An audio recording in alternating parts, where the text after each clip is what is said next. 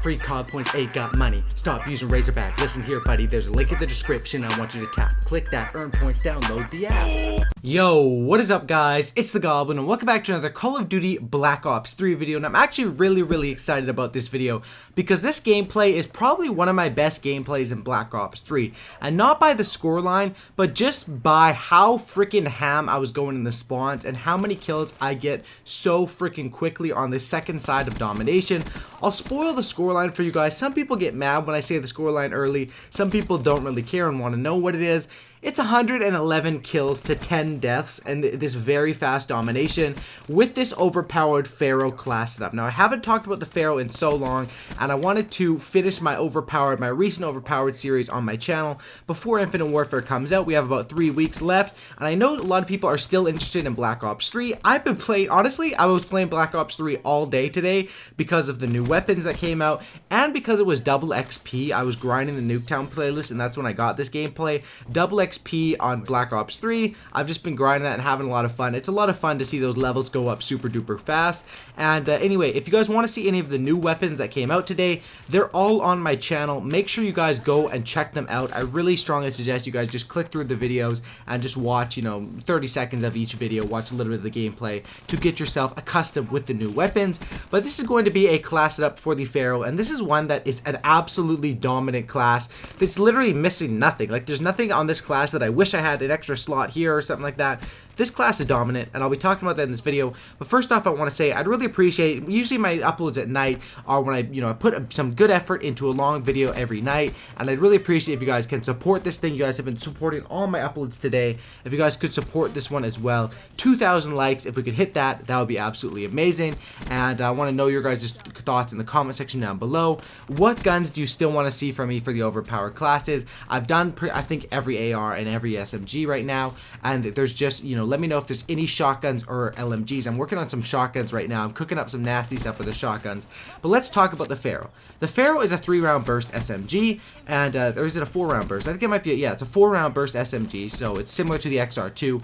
And this thing, I sort of wrote it off. I'm gonna lie, I might have underestimated this gun. I might have said this gun is a little bit weaker than it is. This thing actually, if you're accurate, and I actually lowered my sensitivity. I usually play on a 6.6 sensitivity, but I've lowered it down to a 5.5, and even on Infinite Warfare, I'm playing with a lower sensitivity. This gun, if you're accurate with it, it is a melt machine. Now, not at long range. At long range or super medium range, this gun sucks. And that's obvious because it's an SMG. Even in SMG, when it's burst, you can sort of get confused. But this SMG is made for close up. This thing can one burst up close, and even if you don't one burst, the second burst comes out super fast. I absolutely love using this gun up close. But the one thing I'll say about this gun is that it's very similar to the XR2. It's all about your accuracy. You need to make sure your burst is accurate. You need to make sure you're hitting them in the upper chest with that full burst to be able to get a one burst kill. And the best way to do that is to be able to lock onto your target fast and make sure your gun is not having recoil. And that's why I, did this class up like this. I'll show it up on the screen right now. And let's talk about it. What this class setup is, I actually have this class setup memorized because I loved it so much. I was playing with it so much today. Is as far as my attachments, I have 2 attachments only: grip and quick draw. It's a burst weapon, so you're not going to run out of ammo that fast. You don't really need anything else on this gun. I find that you don't need fast mags or extended mags because you're not going to run out of ammo very fast. So I just throw on 2 ones that are traditionally always going to help: quick draw and grip. Those are always going to help no matter what. Any gun in the game, I throw those on standard attachments. Now, as far as where it gets interesting is on the secondary, I'm running an LCAR 9. Now, you won't see it that much until like the end half of the gameplay. I go absolutely off with the LCAR 9. Now, the reason for this is because usually I would run an RK5, right? Because RK5 is deadly at close range. But I want a secondary that's a bit more deadly at long range here, since the Pharo, honestly, it sucks at long range. The Pharo is made for up close and personal. Hipfire is very strong with it, and up close and personal is very strong with it. And that's why I have the LCAR for a bit more medium or long range engagements. And also for the second reason is because I'm not running extended mags or fast mags. I'm going to run out of ammo. It's going to happen. You're going to get in those situations where I call it getting caught with your pants down, which is basically when you run out of ammo, you're trying to reload, you don't know what you're going to do. You're going to die, and you need that secondary weapon to fall back on, or you need a specialist heat wave or a camo or someone to get you out of those situations where you're caught with your pants down. And that's what the secondary is for as well. Now, as far as my perks, I run it with 4 perks in the first 2 slots. No third perk on this class setup. I find I'm playing it risky. Third perk is not that important. I mean, Blast Suppressor, Attack Mask, you can live without those perks unless people are stun grenading a lot. But as far as the perks I run, it's going to be Afterburner as well as Flak Jacket, because this gun, honestly, I jump around a lot with it. And I said on the XR2 that I would jump around with that gun as well, but I also ran stock on that gun, which, come to think about it, you could run the XR2 without stock. I still do like it with stock because XR2 is a traditional posting up assault rifle as well as a jumping around one. But the Pharo is definitely one you're going to want to be jumping around with, and that's why I don't run stock on this thing, but I do run Afterburner. Flak Jacket, I believe, is very, very self-explanatory. Everyone knows why you're going to want to run Flak Jacket. That's simply because you don't want to get grenaded. You don't want to get hit with the war machine. You don't want to get blown up by stuff. And as far as my second perks, it's very standard combo. I have Scavenger because I don't want to run out of ammo. I'm going some really, really nice streaks. And as well as that, I have Fast Hands, which is simply for two very good uses here. Aiming down sights faster after sprint, as well as switching to my secondary. And also, Fast Hands isn't just about aiming down sights faster after sprint. And a lot of people think that, and that's why people say, why would you use it on a shotgun, blah, blah, blah. Fast Hands just gets your gun up faster after a sprint. It doesn't, like, whether you're aiming down sights or whether you're hip firing with the gun after sprinting, that is totally irrelevant to Fast Hands. It helps in either facet, and that's why I absolutely like it. Now, this part of the gameplay is where I start to go absolutely off. I think I get a quad feed here. Yeah, I get a freaking quad feed, dude.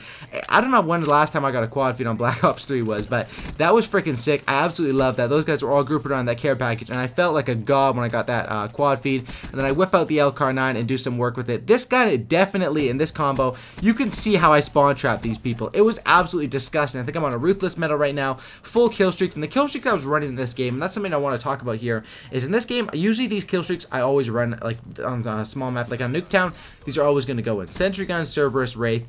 Now, one concern about Infinite Warfare is that the streaks are very, very weak right now, but one good thing is that they're hiding most of the streaks from us. Most of the streaks are locked, and I've been looking at the streaks, and I think one that could be good for Infinite Warfare is perhaps running the Vulture, Sentry Gun, and then the Warden, I think it's called. Yeah, the Warbird is called the Warden. I think that one is actually pretty good. I realize it's like an escort drone, so basically you have to be running around in their spawn for the Warden to do stuff on Infinite Warfare. And I think that on Infinite Warfare, the kill streaks are very weak. I think that Infinity Ward, hopefully they're listening to the stats from the beta, and hopefully they're buffing the kill streaks, buffing the assault rifles, fixing the balance of issues, because Black Ops 3 actually did a very good job on the beta. A lot of people don't remember things like Reject from the beta, how overpowered they were, and that's why I make those beta videos. M8A7 was a one burst literally every single time. It still is a one burst a lot of the time, but there was a lot of things that were super overpowered on the beta and that were fixed. Now, one concern is that that beta took place in August, while this beta takes place in October. So do they have that much time to fix things? But one positive I did notice is because I played Infinite Warfare, I played it at the start of September, so like September 1st or September 2nd, I think those were the days I played. And then I also played on this last weekend, so October 14th to 17th. And there were a few changes with perks and guns and stuff like that. I think mostly the perks is what I noticed were the changes. And I think that is a good sign. It means Infinity Ward, honestly, Infinity Ward doesn't pay as much attention to their games as Treyarch does, but I think that they actually are going serious with this one, and I hope that they really, really are paying attention and patching those things up. Another thing I want to talk about is because a lot of people always say, whenever people hate on Infinite Warfare, people always say, oh, but Infinite Warfare has been in development for 3 years. They couldn't know people wouldn't like this sort of game. You know what I mean? But in reality, if you look at the game of Infinite Warfare, and I'm not hating at all, I do like the game Infinite Warfare, and I can't wait to upload it all this year, and of course I love Black Ops 3. If you look at Infinite Warfare, pretty much everything is just stolen from Black Ops 3. Or not stolen, but you know what I mean. They have specialists. They have a high caliber. They have the supply drop system. I mean, if you look at the black market and the quartermaster, they're literally identical. And it seems like, you know, Infinite Warfare was at least very, very inspired for the multiplayer portion of it from Black Ops 3. And I think what they do when they develop these games is they really focus on the campaign and the storyline and all that stuff before, and multiplayer is sort of their last thing they make, which kind of sucks because multiplayer, honestly is the most important thing about a Call of Duty game. I think anyone could agree with that. Statistically, it is, and I wish they, put more time into it. But I'm glad Infinite Warfare does take some good things from Black Ops 3. It is a good sign, and I am enjoying the game so far. So thank you guys for watching this video. I was rambling there at the end a bit, but this is an overpowered Pharo class setup. Please drop a like on this thing. I'd really appreciate if you could smash up 2,000 likes. That would be the goal. Smash that like button, guys. Just hit it right now if you're watching at the end of the video. Just do it, man. It really helps me out. And thanks for watching, guys. Subscribe for a cookie and don't looky. And I'm out. Peace.